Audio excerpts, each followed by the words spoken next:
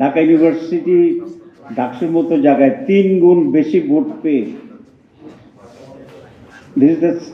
তিনটা রেকর্ড হয়েছে ঢাকা ইউনিভার্সিটি। জি, এটা জামাত ইসলামীর আমির অ্যাপয়েন্টমেন্ট দিচ্ছে। আমি এরপর ব্যাখ্যাটা করি। আজকে আমি 1 ঘন্টা তোমাদের সময় দেবো, সব প্রসিডিউর। প্রথম কথা হচ্ছে, বাংলাদেশের প্রাইভেট ইউনিভার্সিটি কত? 100-র উপর। আমি যদি ধরে নিই 16টা জামাত ইসলামীর লোক, যদি ধরে নিই, তার বাকিটা কাদের লোক? আচ্ছা, এখন আমার কাছে 10টা পাখি আছে। আপনি শুধু বললেন যে একটা পাখি উনি নিয়ে গেছে, আর 9টা কোথায় নিচ্ছে এটা আপনি বললেন না। এগুলো হচ্ছে এক ধরনের প্রোপাগান্ডা। জামাত ইসলামী যদি তারা বেশি হয়, তারা তাদের যোগ্যতার বলে হয়েছে, যদি হয়, আমি জানি না কারা কারা 10 জন জামাত ইসলামী দিচ্ছে। 2 নম্বর হচ্ছে সব বাকিগুলো তাইলে আরেকটা পার্টি। তো তাইলে সেভাবে যদি আমরা বিতর্ক করি, তো তাহলে কি সলিউশন পাওয়া যাবে? আমরা তো এটা জানি না। 3টা সচিব জামাত ইসলামী, সচিবের সংখ্যা হচ্ছে 100, তাহলে বাকি 97 টাকা। এখন কথা হচ্ছে, আমরা তো এগুলো বলি না। আমরা কেন বলি না? আমরা সব নেগেটিভ নোংরা রাজনীতিকে পরিহার করতে চাই। এটাই তো প্রমাণ হয়েছে যে ঢাকা ইউনিভার্সিটিতে শিবিরের সমর্থন, মানে মেধাবী অধিকাংশ ছেলেই শিবিরের পক্ষে। তো মেধাবী আছে না আমাদের ছাত্রই, তো মেধাবী। ক্লাসের 1st, 2nd, 3rd সবসময় ছাত্র শিবির ছিল এই 15 বছর ছাড়া।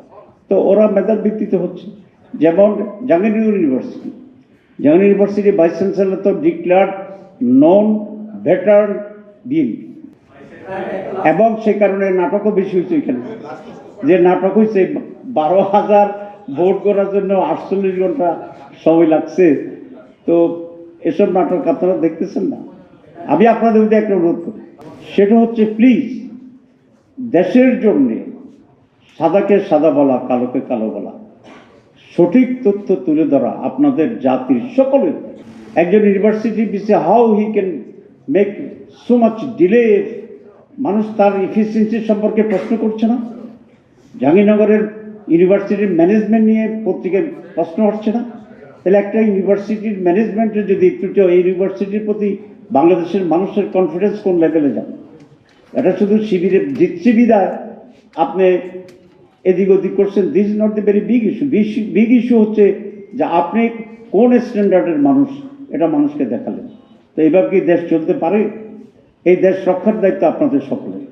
শুধু জামাত ইসলামী ছাত্র শিবিরের লোকেরা পুরো দেশকে ঠিক করবে, এটা হতে পারে না, দায়িত্ব হতে পারে না। আমি অন্যতম প্রধান একটি পত্রিকার সম্পাদককে বলেছি যে ভাই, আমাদের আপনি পছন্দ করেন না করেন, this is your personal matters, I don't like to interfere, but বাংলাদেশের জন্য এখন প্রয়োজন আপনাদের সকলকে কারে ঠেকাবেন, কারে উঠাবেন, এই রাজনীতি পলিসির বাইরে দেশ রক্ষা করবেন, এটা হওয়া উচিত আর কি এখানে।